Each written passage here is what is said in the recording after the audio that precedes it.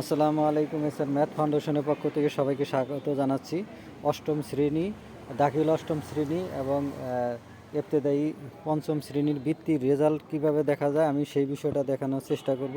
এখানে আমরা Google search অপশনে গিয়ে আমরা লিখব মাদ্রাসা শিক্ষা বোর্ড, এটা লিখলেও হবে।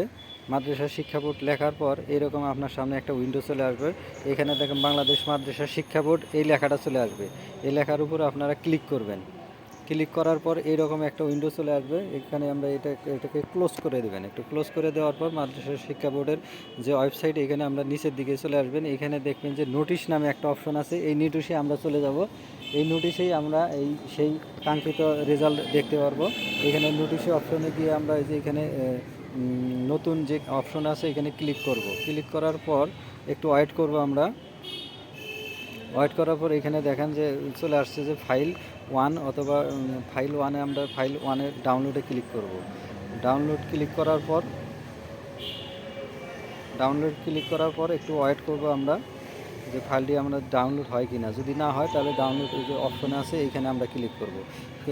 ক্লিক করার পর এরকম আপনার সামনে ফাইলটি ডাউনলোড হবে। আমার যেহেতু আমি ডাউনলোড করছি সেহেতু আবার মনে করেন যে আবার ডাউনলোড করব। ডাউনলোড করার পর আপনার পিডিএফে এই ফাইলটি ওপেন হবে। আপনার পিডিএফ ফাইলটি ওপেন করবেন।